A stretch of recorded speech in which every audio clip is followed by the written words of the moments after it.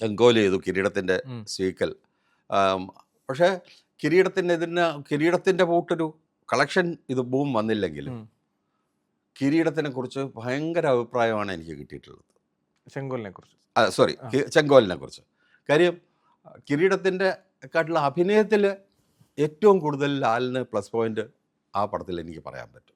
വെച്ചാൽ ഒരുപാട് മുഹൂർത്തങ്ങളുണ്ട്. അതിൽ തിലകൻ ചേട്ടൻ്റെ ക്യാരക്ടറിനെ കുറിച്ച് ഒരു നെഗറ്റീവായിട്ടൊക്കെ പറയുന്നുണ്ടായിരുന്നു. മകളെ വ്യഭിചരിക്കാൻ കൂട്ടിക്കൊടുക്കാൻ കൊണ്ടുപോയി എന്ന് പറഞ്ഞിട്ട് ഒരു ഇതുണ്ട്. അതിൽ ഒരു എങ്ങനെ നാടകമൊക്കെ ആയിട്ട് ബന്ധപ്പെട്ട ആൾക്കാർക്ക് മനസ്സിലാവും എന്താണെന്നുള്ളത്. അത് സൊസൈറ്റിയിലുള്ള എല്ലാവർക്കും അത് മനസ്സിലാവണമെന്നില്ല. അല്ല, കാര്യം ഒരിടത്ത് കൈവിട്ട് കഴിഞ്ഞാൽ പിന്നെ കണ്ടില്ലെന്ന് അടിക്കാനേ പറ്റൂ. പിന്നാമ്പുറ കഥകളാണിത്. ഉഷയുടെ ക്യാരക്ടർ അല്ലാതെ ആയിപ്പോയി. ആവാൻ എന്തെങ്കിലും കാരണം ഉണ്ടായിരുന്നേക്കാം. ഇത് അച്ഛനും അറിയാമായിരുന്നേക്കാം. രണ്ടുപേരും അറിഞ്ഞതായിട്ട് ഭാവിച്ചിട്ടില്ല. അയാളുടെ നിവർത്തികേടുകൊണ്ട് എന്താ മോളെ പിടിച്ച് അടിച്ചു കഴിഞ്ഞാൽ നാടകത്തിന് വിടുതല്ല എന്ന് വെച്ചാൽ വീട്ടിൽ പട്ടിണിയായി, പെൻഷനായി, അമ്മ രോഗിയാണ്, മകനെ താഴെയുള്ള മോനെ പഠിപ്പിക്കണം. അത് കാരണം അതിൻ്റെ ഒരു സൈലൻ്റ് ആയിട്ടുള്ള ഒരു സ്റ്റോറി ടെല്ലിംഗ് ആയിരുന്നു അത്. നിവർത്തികേട് കൊണ്ട് പരസ്പരം മിണ്ടാതിരിക്കുന്ന, കണ്ണടച്ചു പോകുന്ന, വേണ്ടി വരുന്ന ഒരു അച്ഛൻ്റെയും മകളുടെയും അവസ്ഥയാണത്. അത് കണ്ടുപിടിക്കപ്പെടുമ്പോഴാണ് പിന്നെ പുള്ളിക്ക് വേറെ മാർഗമില്ലാതെ മനോഹരമായിട്ട് അദ്ദേഹം ചെയ്തു വെച്ചിരിക്കുന്നത്. പെട്ടെന്ന് എനിക്കത് ആലോചിച്ച് ഭയങ്കര ഫീല് വരുന്നല്ലേ. അതൊന്ന് ശരിക്കും പറഞ്ഞാൽ അതല്ലേ അതിൻ്റെ സത്യം. അങ്ങനെയല്ലേ വരൂ. അതിന് മോളെ കൂട്ടിക്കൊടുത്ത് ജീവിച്ചു എന്ന് പറയുന്നത് അല്ല, അത് ശരിക്കതല്ല. നാടകത്തിലും സിനിമയിലും ഒക്കെ ഈ പെണ്ണുങ്ങളെ ഉപയോഗിക്കുന്ന ആൾക്കാരില്ലേ, പിന്നാമ്പുറ കഥകളിലില്ലേ. ഈ പിന്നാമ്പുറ കഥകളിൽ അവൾ അങ്ങനെ ചെന്ന് പെട്ടുപോയത് അറിയുന്ന അച്ഛനാണ് മുറിക്കാത്തിരുന്ന് വെള്ളം അടിച്ചത്. അദ്ദേഹത്തിന് എനിക്ക് തോന്നുന്നു അത് റിയൽ ആയിട്ട് ചിന്തിക്കാൻ പറ്റാത്തതുകൊണ്ട് അയാൾ മദ്യത്തിന് അഡിക്റ്റീവായി. അതാ ഇരിക്കാൻ പറ്റുന്നില്ല. അത് നമ്മളവിടെ വേറെ സീക്വൻസിൽ കാണിച്ചിട്ടുണ്ട്. സിനിമയുടെ പാട്ടിൻ്റെ ഇടയ്ക്കും കാണിച്ചിട്ടുണ്ട്. സ്റ്റേജിൽ അവൾ അഭിനയിച്ചുകൊണ്ടിരിക്കുന്ന സമയത്ത് ഇപ്പുറത്ത് ഇങ്ങനെ മാറി നിന്ന് വെള്ളം അടിക്കുന്നത്. അതെ, പുള്ളിയെ സംബന്ധിച്ചിടത്തോളം ഒരു എസ്കേപ്പിസം എന്ന് പറഞ്ഞാൽ വെള്ളമടി മാത്രമാണ്. മകൻ കാണുന്നുണ്ട് അച്ഛൻ വെച്ച് പോകുന്നത്. അതിൽ അയാൾ എല്ലാം ഒതുക്കുകയായിരുന്നു. അപ്പം അതിൻ്റെ ഒരു സത്യസന്ധമായ ഒരു ആവിഷ്കരണം തന്നെയായിരുന്നു. ഒരു പക്ഷേ ആ പറഞ്ഞ പോലെ അതിനകത്ത് ലാലേട്ടൻ്റെ ഒരു എൻഡ് പോർഷൻ ഈ പറഞ്ഞ മലയാളികൾക്ക് അന്നത് ദഹിക്കത്തില്ലായിരിക്കാം. മോഹൻലാൽ എന്ന് പറയുന്ന ഒരാളെ നമ്മളത് ചിന്തിച്ചത് കൊണ്ടും അങ്ങേർക്ക് അങ്ങനെ ഒരു അവസ്ഥ വരെ നമ്മളിപ്പോൾ അക്സെപ്റ്റ് ചെയ്യാൻ പറ്റില്ല. ലാലിനെ കൊല്ലേണ്ട ഒരു ഇത് ആർക്കും സഹിച്ചതെന്ന് വെച്ചാൽ ഒരു കൊച്ചു പയ്യൻ വന്നിട്ട് ലാലിനെ കൊന്നിട്ട് പോകണമെന്ന് പറഞ്ഞാൽ, എന്നിട്ട് ലാൽ പറയുന്നത് എന്താണ്, ലാലിൻ്റെ ക്യാരക്ടർ പറയുന്നത് എന്താ, സേതുമാധവൻ പറയുന്നത് എന്താണ്, ഇപ്പം ആരും കണ്ടില്ല, നീ ഇവിടുന്ന് രക്ഷപ്പെട്ടു, അവനെ സേഫ് ചെയ്തു.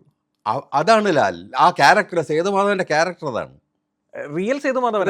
അതെ, സേതുമാധവന് ആ കുടുംബത്തോട് വൈരാഗ്യമല്ല, പറ്റിപ്പോയതാണ്, അന്ന് അബദ്ധത്തിൽ സംഭവിച്ചു പോയതാണ്. കിരീടത്തിൽ അമ്മയടുത്ത് പറയുന്നുണ്ട്, അമ്മ എനിക്ക് എന്ത് ചെയ്യണം എന്ന് അറിഞ്ഞൂടെ, എൻ്റെ ജീവിതം കൈവിട്ടു പോകുന്നു എനിക്ക് തോന്നുന്നു. എന്ത് ചെയ്താലും അത് തെറ്റിലേക്ക് പോകുന്നു. ഒരു അവസ്ഥ ഒന്ന് ആലോചിച്ച് നോക്കും ഒരു മനുഷ്യൻ. അല്ല, ആലോചിക്കില്ല എവിടെ നിന്നൊരു മനുഷ്യൻ എങ്ങോട്ട് പോയി എന്നുള്ളത് ആർക്ക് എപ്പോൾ വേണമെങ്കിലും സംഭവിക്കാവുന്ന കാര്യം, ആർക്ക് വേണമെങ്കിലും സംഭവിക്കാവുന്ന കാര്യമാണ്. ഇപ്പം എൻ്റെ അച്ഛനെ ഇതേപോലെ കണ്ടു കഴിഞ്ഞാൽ ഞാൻ ഇറങ്ങും. അതെ, പിന്നെ എന്താണ് സംഭവിക്കണതെന്നൊന്നും പറയാൻ പറ്റില്ല. പിന്നെ എല്ലാം കണക്ട് ചെയ്ത് അങ്ങ്. അതാണ് ലോഹിയുടെ ഒരു ചങ്ങലയാണ് തിരക്കഥ എന്ന് പറയുന്നത്. അതിൽ ഒരു ചങ്ങലയിൽ ഒരു കണ്ണി മാറ്റാൻ പറ്റില്ല. മാറ്റിയാൽ അത് അടിച്ചിരിക്കും, പടത്തിൽ അടിച്ചിരിക്കും.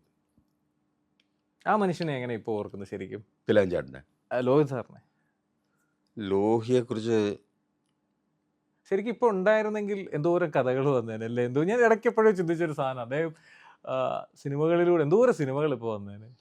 മാത്രമല്ല നമ്മൾ ഒരിക്കലും കാണാത്തത്, നമ്മൾ ചിന്തിക്കാത്തതുമായിട്ടുള്ള കഥാപാത്രങ്ങളെയാണ് പുള്ളി സൃഷ്ടിച്ചിട്ടുള്ളത് മുഴുവനും. എന്നാൽ നമുക്കറിയുന്ന നമ്മുടെ തൊട്ടടുത്ത് അറിയുന്നവരാണ്. സല്ലാപത്തിലെ ആശാരി, വെങ്കലത്തിലെ അവരുടെ മനോജ് കെ ജയൻ്റെ, അതെ, അമരത്തിലെ അച്ചൂട്ടി, ഇതൊക്കെ ലോഹിക്ക് മാത്രം ചെയ്യാൻ പറ്റുന്നതാണ്, ചിന്തിക്കാൻ പറ്റുന്നതാണെന്നാണ്. അതായത് ഒരു ദിവസം ഞാനും ലോഹി, സിന്ധു, ലോഹിയുടെ 2 മക്കളും കൂടെ ഗുരുവായൂർ ദീപാരാധന തൊഴാൻ പോയി. ഗുരുവായൂർ അമ്പലം കൊണ്ടുപോയി വണ്ടി പാർക്ക് ചെയ്തിട്ട് ഞങ്ങളിങ്ങനെ അമ്പലത്തിലേക്ക് കയറാൻ പോകുമ്പോഴത്തേക്ക് അവിടെ ഒരു സർക്കസ് നടക്കുന്നു. തെരുവ് സർക്കസ്, പിള്ളേരുടെ ചെണ്ട അപ്പം ഞാൻ നോക്കുമ്പോഴത്തേക്ക് ഞാൻ കാണുന്ന കാഴ്ച എന്ന് വെച്ചാൽ ഒരു കൊച്ചു ഒരു കുട്ടി ഒരു ഉരുണ്ട പാത്രമല്ല, അത് ടിന്നിന്റെ മേളിലൊരു ഇത് ഇട്ടിട്ട് ഒരു പലക ഇട്ടിട്ട് അതിൽ ഇങ്ങനെ ആടും. അപ്പോൾ ഞാൻ പറഞ്ഞു, ലോകേഷ് വാ, സമയമായി, നമുക്ക് പോകാം, നിങ്ങൾ പോയി തൊഴുതിട്ടോ, ഞാനിതൊന്ന് കണ്ടോട്ടെ. എനിക്ക് സത്യം പറഞ്ഞാൽ എനിക്ക് അയാളെ തല്ലി കൊല്ലാനുള്ള ദേഷ്യം വന്നു. അമ്പലത്തിൽ പോകാനായിട്ട് വണ്ടി ഞാൻ അത്ര സ്പീഡ് ഓടിച്ച് വന്നേ. അയാൾ ഞാൻ ഇത് കണ്ടിട്ട് വരാമെന്ന്. ഞാൻ പറഞ്ഞു, ഒന്ന് വാ ലോഹി, ഒന്ന് പോവാ, നിങ്ങൾ പോപ്പാ എന്ന് പറഞ്ഞ എൻ്റെ അടുത്ത്. അയാൾ അതിൻ്റെ ഇടയിലോട്ട് കയറി അവിടെ അങ്ങ് നിന്നു. അപ്പോൾ ഞാൻ പറഞ്ഞു, സിന്ധു വാന്ന് നോക്കും, പോയി തൊഴാന്ന് പറഞ്ഞ് ഞങ്ങൾ പോയി തൊഴുതിട്ട് വന്നു. തിരിച്ച് വന്നു കഴിഞ്ഞപ്പോൾ പുള്ളി അവിടെ ഒരു കടത്തെണ്ണയിൽ ഇരിപ്പുണ്ട്, ഇങ്ങനെ കൈയും വെച്ച്. പുള്ളിയുടെ മനസ്സിൽ കഥയുണ്ടാവുമായിരുന്നു. ആ കഥയാണ് ജോക്കർ. അന്ന് തോന്നിയ. എന്നിട്ട് എൻ്റെ അടുത്ത് പറയാണ്, ആ കൊച്ചുകുട്ടി ഈ ഇവിടെ ഇങ്ങനെ ഒരു കമ്പി വെച്ചിട്ട് ആ കമ്പി ഇങ്ങനെ കുത്തി വളച്ചെന്ന്, ആ ഇരുമ്പ് ദണ്ട്, ആ കുട്ടി ഇങ്ങനെ നടന്ന് അത് വളച്ചെന്ന്. ഇവിടെ ഒരു നിമിഷം തെറ്റിയാൽ ആ കൊച്ചിൻ്റെ ജീവൻ പോകും. അതാണല്ലോ ജീവിതം. അപ്പം അതിൽ അത്രമാത്രം ആഴത്തിൽ ജീവിതം കാണാൻ ലോഹിക്കേ പറ്റുള്ളൂ. ഇപ്പോൾ ഉണ്ടായിരുന്നെങ്കിൽ എന്തോരം സിനിമകൾ ഉറപ്പായിട്ടും.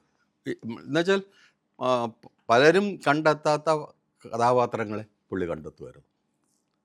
വെച്ചാൽ ലോഹി പറയും, നമുക്ക് ഒരു കഥാപാത്രത്തെ നമുക്ക് ഫീൽ ചെയ്യണം അയാളെ.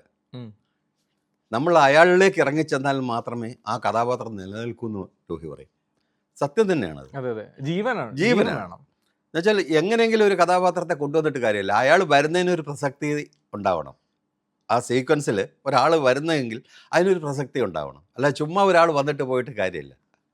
അത് നമ്മൾ ആ പറയുമ്പോൾ തന്നെയാണ് സാർ നമ്മൾ നേരത്തെ പറഞ്ഞ സല്ലാപത്തിലെ ആശാരി എന്ന് പറയുന്നത്. അതെ, നമുക്കറിയാവുന്ന നമുക്ക് ചുറ്റുമുള്ള ഒരു ആശാരി, എന്നാ പാട്ട് പാടാൻ അതിയായ ആഗ്രഹമുള്ള ഒരു മനുഷ്യൻ, അവന്റെ പ്രൊഫഷൻ വേറെയാണ്, പക്ഷെ സാഹചര്യം കൊണ്ട് അവൻ ആശാരിയായി മാറിയൊരു കഥയാ സല്ലാപത്തിലൂടെ വന്നത്.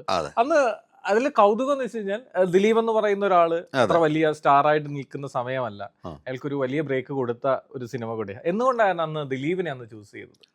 ഈ പ്രൊഡ്യൂസർ എന്ന നിലയിൽ ഒരു ടെൻഷൻ ഇല്ലായിരുന്നു? ഇല്ല, സത്യം പറഞ്ഞാൽ ഞാൻ കഥയ്ക്കാണ് കൂടുതൽ ഇമ്പോർട്ടൻസ് കൊടുക്കുന്നത്, ആർട്ടിസ്റ്റിനല്ല. കഥ എന്ന് പറയുന്ന ആ കഥയ്ക്ക് അനുയോജ്യമായ ആർട്ടിസ്റ്റിനെ കിട്ടുക എന്നുള്ളതാണ് നമ്മുടെ ലക്ഷ്യം. ഇപ്പം മനോജ് കെ ജയൻ ചെയ്തു, അതിൻ്റെ അകത്ത് ആ വേഷം ചെയ്തു. മാള അരവിന്ദൻ ചെയ്തു.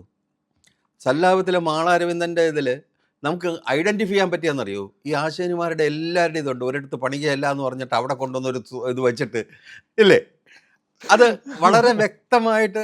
അപ്പോൾ അതിൽ നിന്ന് തന്നെ ജനങ്ങൾ കണ്ടുകൊണ്ടിരിക്കുന്ന പ്രേക്ഷകൻ പെട്ടെന്ന് ഇയാൾ ഇതാണ് എന്നുള്ളത്.